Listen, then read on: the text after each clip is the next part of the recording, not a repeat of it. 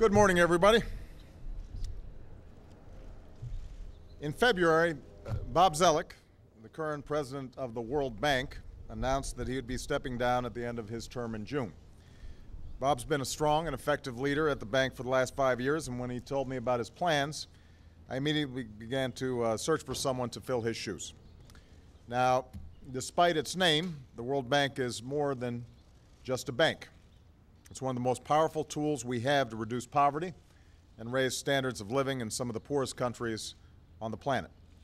And in a world that is growing smaller and more connected every day, that's a critical mission, not just for those who are struggling, but for all of us. When we reduce hunger in the world, or help a farmer recover from a flood or a drought, it strengthens the entire world economy. When we put an end to a preventable disease, all of us are safer because of it. When an entrepreneur can start a new business, it creates jobs in their country, but also opens up new markets for our country. And ultimately, when a nation goes from poverty to prosperity, it makes the world stronger and more secure for everybody. That's why the World Bank is so important. And that's why the leader of the World Bank should have a deep understanding of both the role that development plays in the world and the importance of creating conditions where assistance is no longer needed. I believe that nobody is more qualified to carry out that mission than Dr. Jim Kim. It's time for a development professional to lead the world's largest development agency. And that's why today, after a careful and thorough search, I'm nominating Dr. Jim Kim to be the next president of the World Bank. Jim has spent more than 2 decades working to improve conditions in developing countries around the world. As a physician and an anthropologist, he co-founded Partners in Health and led a World Health Organization campaign to treat 3 million patients with HIV/AIDS. I've made HIV/AIDS and the fight against that dreaded disease and the promotion of public health a cornerstone of my development agenda, building on some of the outstanding work that was done by President Bush. We pursue these efforts around the globe because it's the right thing to do, and also because healthy populations enable growth and prosperity. And I'm pleased that Jim brings this particular experience with him to his new job. Jim was also the chair of the Department of Global Health and Social Medicine at Harvard Medical School. He's earned a MacArthur Genius Fellowship, and for the last 3 years he has served as the president of Dartmouth College. I should also mention that after emigrating to this country from Korea at age 5, Jim went on to become the president of his high school class, the quarterback of the football team, the point guard of the basketball team. I just found out he is a 5 handicap in golf. I'm a little resentful about that last item, but he does it all. Jim has truly global experience. He's worked from Asia to Africa to the Americas, from capitals to small villages.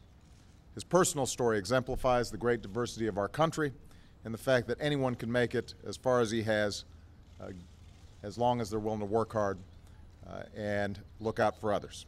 And his experience makes him ideally suited to forge partnerships all around the world. So I could not be more pleased to nominate Jim for this job, and I think I can speak for Secretary Clinton and Secretary Geithner when I say that we are looking forward to working with him.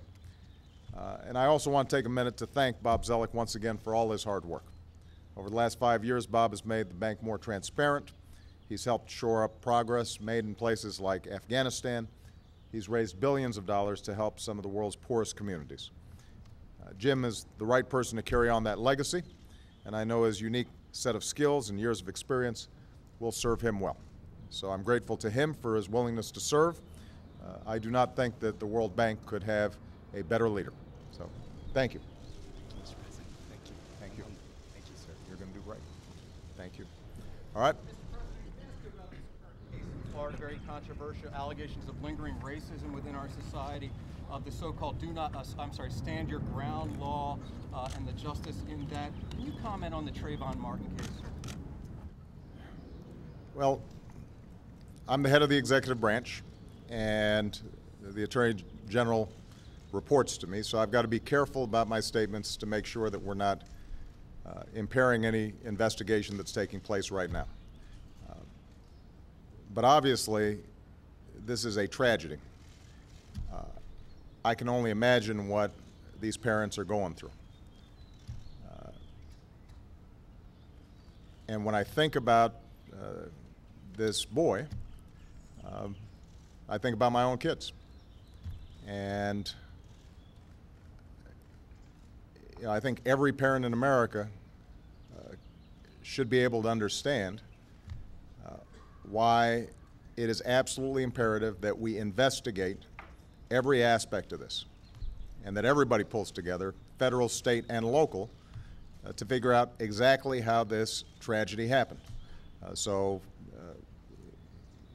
I'm glad that not only is the Justice Department looking into it, I understand now that the governor of the state of Florida has formed a task force to investigate what's taking place. I think all of us have to do some soul searching to figure out how does something like this happen. And that means that we examine the laws and the context for what happened, as well as the specifics of the incident. But my main message is to the parents of Trayvon Martin. You know, if I had a son, he'd look like Trayvon. And, you know, I think they are right to expect that all of us as Americans are going to take this with the seriousness it deserves, and that we're going to get to the bottom of exactly what happened.